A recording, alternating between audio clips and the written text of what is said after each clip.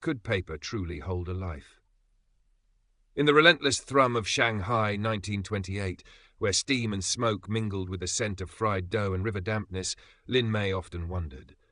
Her world was the cramped, teeming alleyways of Nanshi, the old city, a labyrinth where survival was an art form practiced daily.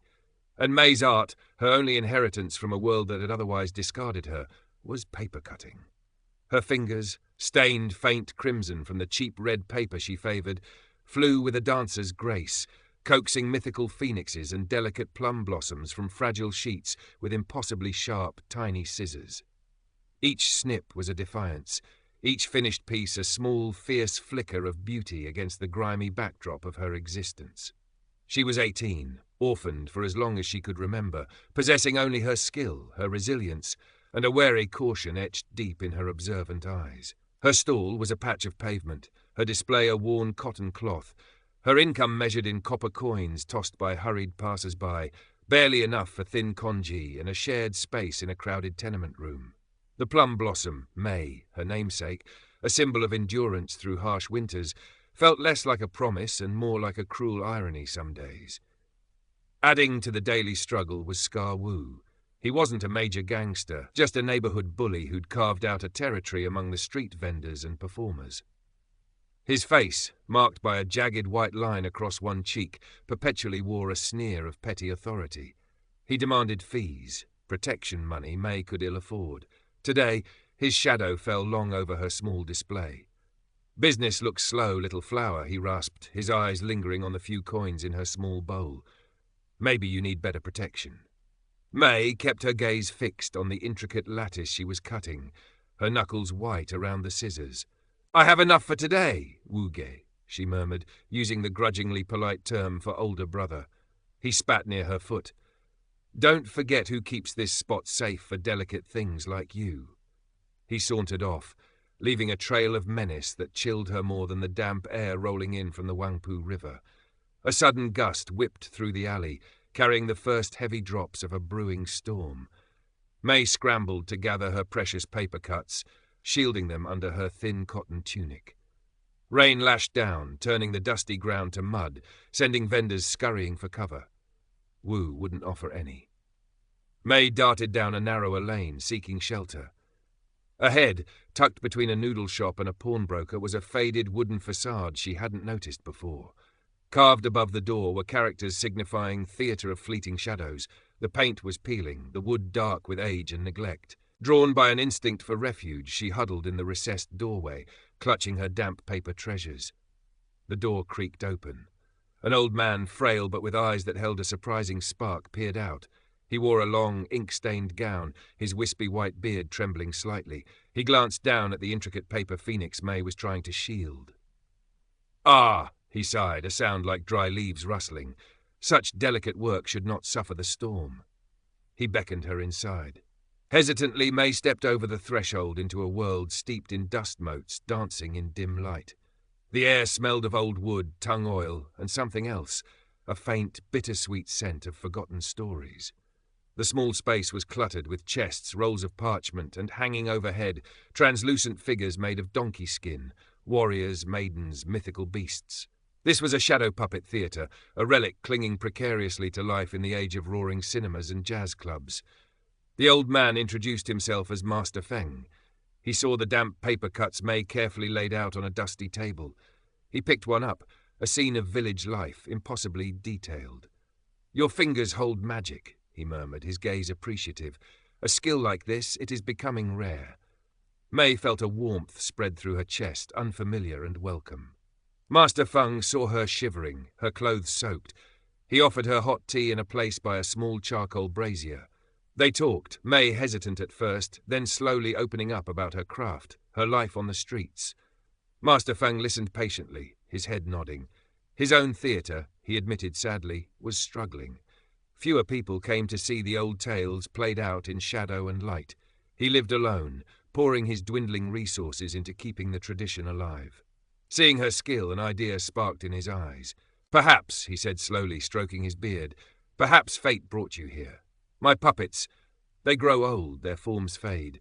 Could you lend your art to renewing them, mending the broken ones? perhaps even creating new figures.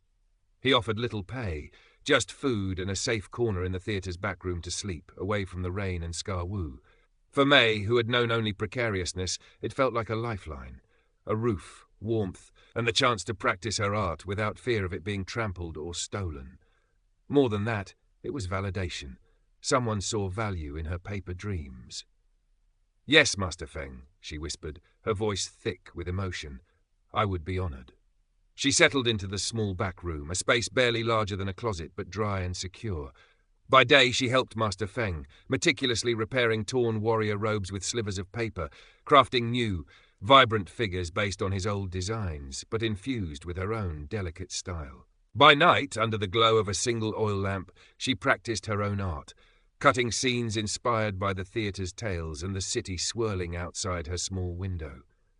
She learned the rhythm of the theatre, the cadence of Master Feng's storytelling, the way light transformed simple paper into living shadows.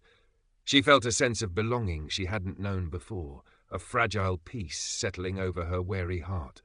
May's intricate work began to subtly transform the theatre.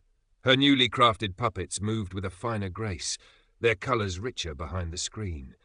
She cut delicate floral borders for the stage, replaced faded paper scenery with vibrant landscapes. Small crowds, drawn perhaps by a renewed whisper of quality or simple curiosity, began to trickle back into the dusty seats. Master Feng's face lost some of its weary lines, replaced by a quiet pride as he manipulated May's creations. One afternoon, a young man unlike the usual theatre patrons appeared. He was dressed not in the rough cotton of the neighbourhood, but in a well-cut Western-style suit over a silk mandarin-collared shirt. He looked about 20, with intelligent eyes and an air of quiet refinement that seemed out of place amidst the theatre's charming decay. He introduced himself as Chen Ji-yuan. He had heard, he explained, of a place preserving traditional arts and came out of curiosity.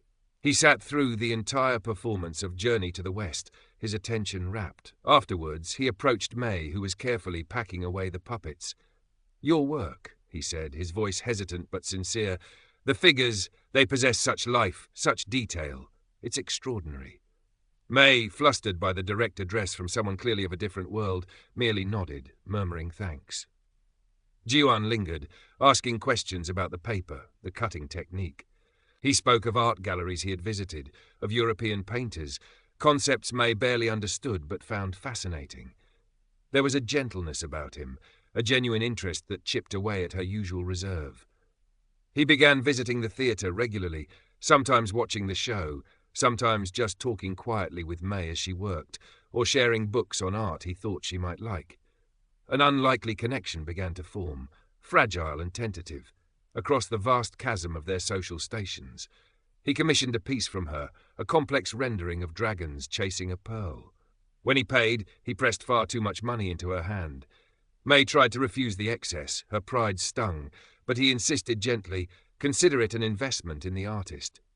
His visits, however, did not go unnoticed. Scar-Woo saw the well-dressed young man speaking with May. He saw the slightly larger crowds at the theatre.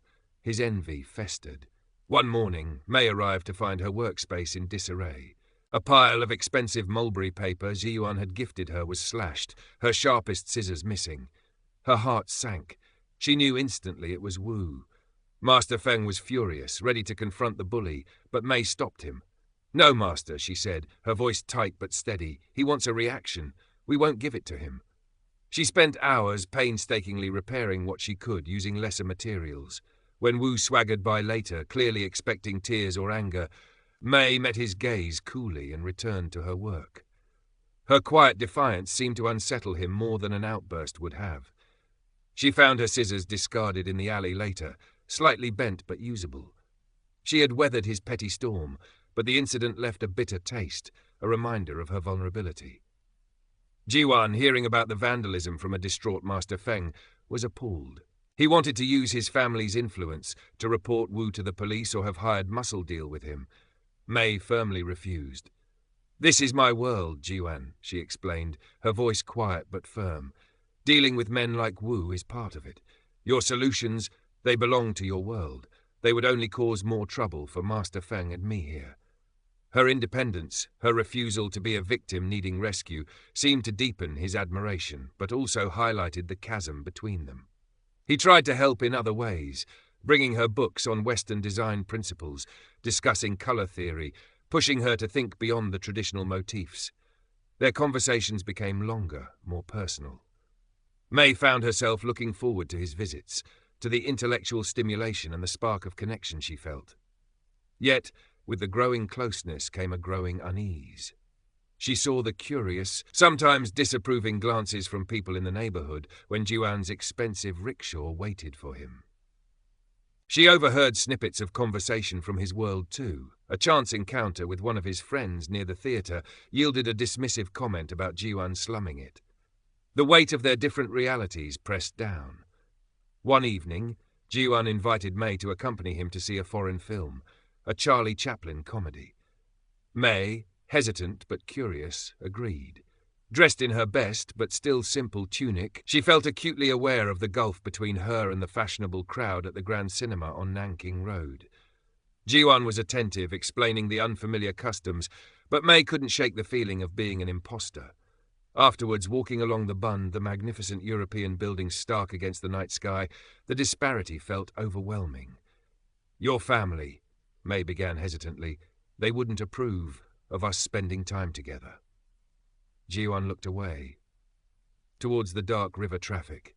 "My family," he said quietly, "has certain expectations. Duty, tradition, it's complicated." The unspoken words hung heavy between them. The fragile bloom of their connection felt suddenly threatened by the harsh realities of Shanghai society. Meanwhile, Master Feng's financial situation grew dire. Audiences dwindled again as a new flashy cinema opened nearby.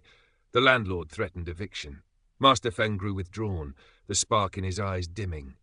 May felt a surge of desperation. She had found a home here, a mentor. She couldn't let it disappear.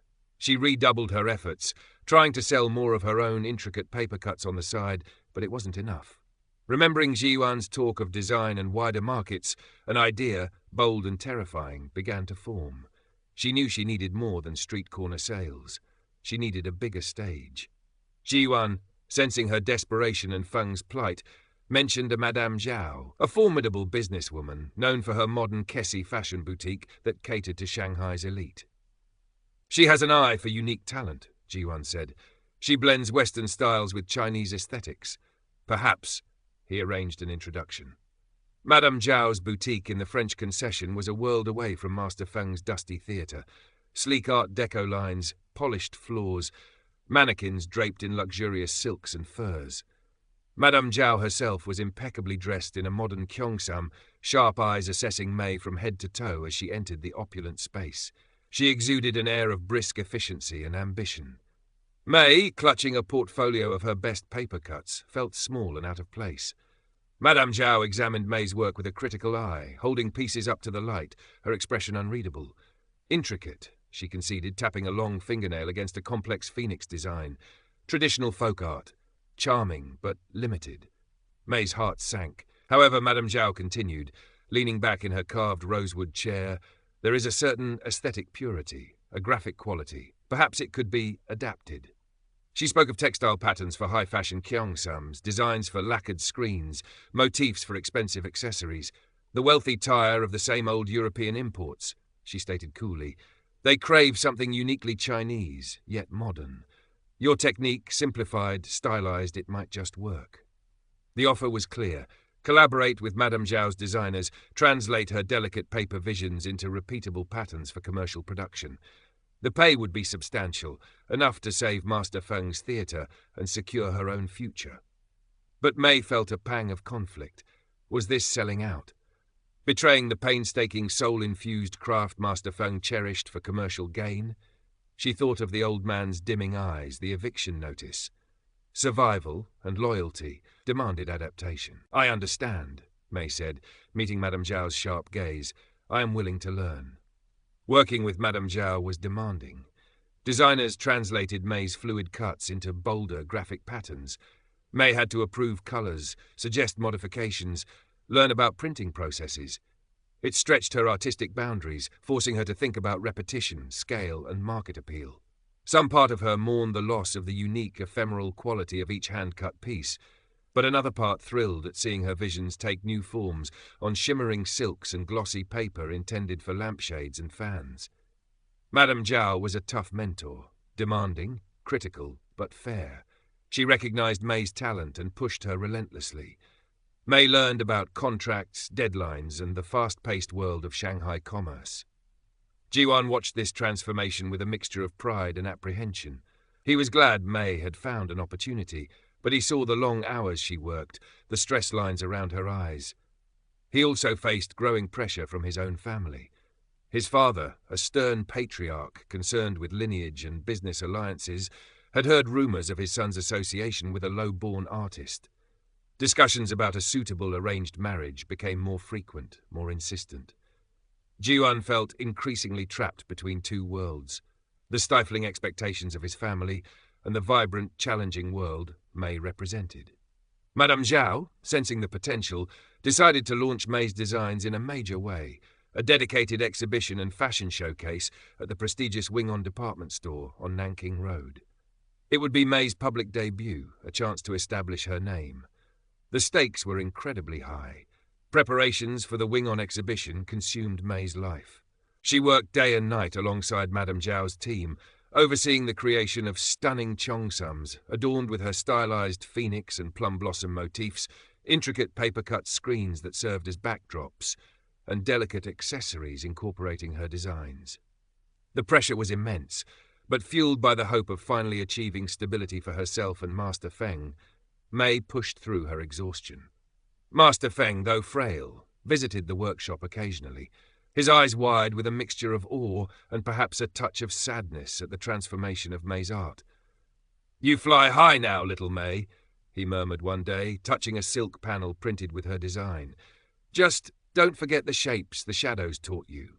His words resonated, reminding her of the soul of her craft amidst the commercial whirlwind. Jiwan's visits became less frequent, more fraught with tension. He confessed the ultimatum his family had delivered: end his relationship with May immediately and agree to an arranged marriage with the daughter of another wealthy merchant family, or face being cut off, financially and familiarly. He was torn, his love for May warring with a lifetime of ingrained filial duty and the fear of losing his place in the world he knew. "I don't know what to do, May," he admitted, his voice strained with anguish. May's heart ached for him, but also for herself. His indecision felt like a confirmation of the insurmountable gulf between them. "You must choose the path that lets you live with yourself, Jiwan," she said softly, though her own hope felt like fragile paper about to tear. The night of the exhibition arrived. The department store buzzed with Shanghai's elite, wealthy Tai-Tais, influential businessmen, artists, journalists. May stood beside Madame Zhao, dressed in a simple but elegant cheongsam featuring one of her own designs, feeling a dizzying mix of terror and exhilaration. Her work was beautifully displayed, bathed in soft light. Then she saw Jiwan enter, looking pale but resolute. He caught her eye across the crowded room and gave a small, determined nod. Just before Madame Zhao stepped up to the microphone to introduce May, a commotion erupted near the main display. An elaborate multi-panel screen showcasing May's most intricate landscape cut. Scarwu, looking wild-eyed and dishevelled, shoved his way through the crowd, brandishing a bottle of black ink. "Fraud," he screamed, lunging towards the screen. "She stole these designs! She's a street rat pretending to be an artist!" Gasps rippled through the audience. Security guards started forward, but Wu was faster. He raised the bottle, ready to deface May's masterpiece. Time seemed to slow. May didn't hesitate. Reacting on pure instinct honed by years of street survival, she grabbed a heavy velvet rope divider nearby and swung it, knocking the ink bottle from Wu's grasp. It shattered harmlessly on the polished floor. Wu staggered back, momentarily stunned. Before he could recover or shout more accusations, May stepped forward, her voice clear and steady despite her pounding heart. "This man," May announced, her gaze sweeping across the stunned faces, "is Scar Wu. He has harassed me and tried to sabotage my work since I first sold paper cuts on the streets of Nanshi. He knows nothing of art, only intimidation." Her voice didn't tremble. Years of quiet endurance had forged an unexpected strength. Just then, Master Feng, whom May had arranged transport for, stepped out from the edge of the crowd, leaning heavily on a cane but standing tall. "I am Master Feng of the Theatre of Fleeting Shadows," he declared, his voice surprisingly resonant. "Lin May worked with me for years. Her skill is genuine, her spirit honest. This man speaks only malice." At that moment, Ji-won moved decisively to May's side. He faced the crowd, his voice ringing with newfound conviction. "My name is Chen Ji-won," he stated clearly, ignoring the sharp intake of breath from someone who looked suspiciously like his father's aide across the room. "I have known Miss Lin May for some time. Her talent is exceptional, matched only by her integrity. Any suggestion otherwise is a despicable lie." He stood beside her, a public declaration that stunned many who knew his family. Security guards finally seized the sputtering Scar Wu and dragged him away. The potential disaster had been averted, transformed by May's quick thinking, Feng's timely testimony, and Ji-won's public stand. A wave of murmurs swept the room, now focused not on the scandal, but on the poised young artist and the dramatic defense of her character. Madame Zhao, ever the pragmatist, seized the moment. She stepped to the microphone, radiating confidence. "As you can see," she announced smoothly, "true artistry often attracts envy, but talent, like Miss Lin's, speaks for itself." She gestured towards the magnificent display. The disruption, paradoxically, had drawn even more attention to May and her work. Buyers and critics crowded around, examining the designs with renewed interest, impressed by both the art and the artist's composure. Orders began pouring in. May felt Ji-won's hand briefly squeeze hers, a silent promise exchanged amidst the glittering chaos. In that moment, standing tall under the bright lights, she knew she had not just saved her exhibition, she had claimed her place. The path ahead with Ji-won might still be fraught with his family's disapproval, but he had made his choice. And she, Lin May, the orphan paper cutter from Nanxi, had found her voice and proven that her paper dreams were strong enough to withstand the storms of Shanghai. Her success wasn't just luck. It was earned through skill, resilience, and the courage to stand firm. The future felt uncertain, yes, but for the first time it felt unequivocally hers. In the months following the tumultuous exhibition, Lin May's name became synonymous with a fresh, uniquely Shanghainese aesthetic. Her collaboration with Madame Zhao blossomed into a thriving enterprise. Her designs, blending the intricate delicacy of traditional paper cutting with modern sensibilities, appeared on everything from high-fashion silks sold in Madame Zhao's boutique to elegant stationery and home decor items sought after by the city's trendsetters. Financial stability, once an unimaginable dream, became her reality. She moved out of the theatre's back room into her own modest but clean studio apartment overlooking a quieter lane, a space filled with light, paper, and the tools of her trade. Scar Wu vanished from the streets she used to frequent, his credibility destroyed, his petty reign of intimidation over. May never saw him again. True to her word, May ensured Master Feng was cared for. His theatre, unable to survive commercially, closed its doors, but May rented a small, clean workshop space for him. She funded the careful cataloguing and preservation of his antique puppets and scrolls, ensuring the legacy of the Theatre of Fleeting Shadows wouldn't be entirely lost to time. She visited him often, bringing him tea and listening to his stories, grounding herself in the tradition that had first nurtured her talent. Master Feng, though saddened by the theatre's closure, found a measure of peace in preserving his knowledge and watching May flourish, his little May who had flown so high. Her relationship with Ji-won entered a new phase. His public defiance had caused a significant rift with his family. While not completely disowned, his father likely recognized the potential embarrassment of such a drastic step. His inheritance was threatened, and his role in the family business significantly curtailed. He faced disapproval and strained silences at family gatherings. Yet, freed from the weight of expectation, Ji-won seemed lighter, more himself. He threw his support behind May, helping her navigate the business world with his education and connections, acting as a bridge between her artistic vision and the demands of commerce when Madame Zhao's pragmatism felt overwhelming. Their bond deepened, forged not just in mutual affection, but in shared adversity. They knew his family's acceptance might never fully come, that whispers and social obstacles would likely persist. Marriage, in the traditional sense blessed by both families, seemed a distant, perhaps impossible prospect for now. But they had chosen each other. They carved out their own space in the bustling city, finding happiness in quiet moments shared in May's studio, exploring Shanghai's hidden corners together, supporting each other's dreams. It wasn't a fairy tale ending sealed with parental approval, but a realistic commitment built on love, respect, and the courage to defy convention. May learned to navigate the complexities of her new life. She dealt with demanding clients, managed deadlines, and occasionally battled artistic compromises inherent in commercial work. She never lost her core integrity, often returning to her purely artistic paper cutting in the quiet hours, creating pieces not for sale, but for her own soul, remembering Master Feng's words about the shadows. She learned to trust, slowly lowering the walls she had built around her heart, finding strength not just in independence, but in interdependence with Jiwan and allies like Madame Zhao. One crisp autumn afternoon, May stood by the window of her studio. Below, the lane bustled with the familiar sounds of Shanghai life, vendors calling, children laughing, the distant clang of a tram. On her work table lay sketches for a new collection, alongside an intricate, hand-cut landscape depicting the quiet resilience of bamboo swaying in the wind, a piece purely for herself. The sunlight streamed in, illuminating the fine details, the delicate bridges connecting fragile shapes. Jiwan entered quietly, placing a steaming cup of jasmine tea beside her. He stood beside her, looking out at the city view. "Thinking deep thoughts?" he asked gently. May smiled, leaning her head against his shoulder for a moment. "Just thinking how far I've come," she murmured, "from selling scraps on the street corner to taking the city by storm," he finished, his eyes full of pride.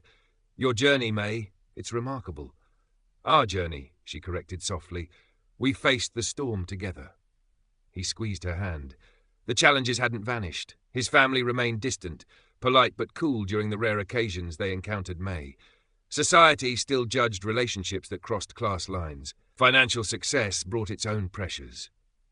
But looking at Jiwan, thinking of Master Feng peacefully working in his preservation workshop, considering her successful partnership with Madame Zhao, May felt a profound sense of accomplishment. She had not just survived, she had thrived.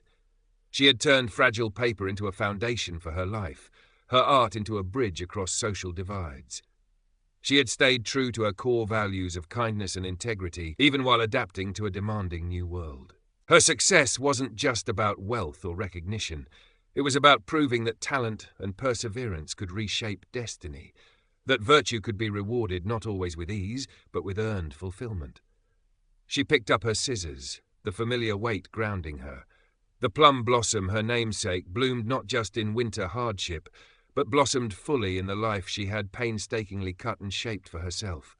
The future remained unwritten, a blank sheet of paper waiting for her touch. But now, she held the scissors with confidence, ready to cut her own path, facing whatever came next with Jiwan by her side, her heart full of hope, resilience, and the enduring magic held within a simple sheet of paper. The quiet snip of her scissors cutting through paper was a sound of creation, a testament to a life reclaimed, a dream realized not in perfection, but in courageous, persistent flight. Current part characters, 29 and 11. Total characters, 29 and 9 and 70. She remembered the lessons implicitly learned, the wisdom embedded in her journey mirroring old proverbs. Master Feng sometimes quoted, "Turning misfortune into fortune." Her orphan status, the hardship on the streets, the threat from Scar Wu, even the initial artistic conflict with Madame Zhao's commercial demands, each challenge had ultimately propelled her forward, forcing her to grow, adapt, and seize opportunities she might otherwise have missed. The initial refuge offered by Master Feng, born from a rainstorm, became the seed of her transformation, and Mubalip. Without trust, one cannot stand. Her success wasn't solitary. It rested on the trust Master Feng placed in her talent, the trust she slowly built with Jiwan across the class divide, the professional trust established with Madame Zhao, and ultimately, the trust she learned to place in herself. Jiwan trusting his heart over his family's decree was pivotal. Madame Zhao, trusting May's artistic vision, albeit needing commercial adaptation, launched her career. Even May's ability to trust her own instincts during the confrontation with Wu was crucial. These bonds of trust, carefully built and honoured, formed the scaffolding that allowed her to rise. Looking at a newly finished piece, a pair of mandarin ducks, symbols of fidelity swimming amidst lotus flowers, she understood. Life, like her art, required both delicate precision and surprising strength, the ability to navigate empty spaces and connect fragile points. It required acknowledging the shadows like those Master Feng cherished to fully appreciate the light. Her Shanghai was a city of stark contrasts, of dazzling opportunity and crushing poverty, of ancient traditions jostling against breathless modernity. She had navigated its currents, finding her own channel. She hadn't erased the scars of her past, but she had integrated them into the intricate pattern of her present. The final piece wasn't about achieving a flawless existence, but about creating something beautiful and meaningful despite, and perhaps because of, the imperfections. It was about finding love not as a prize, but as a partnership in facing the world. It was about realizing that resilience, like the plum blossom enduring the winter, was its own form of enduring beauty. The story wasn't over, but this chapter felt complete, satisfying and true.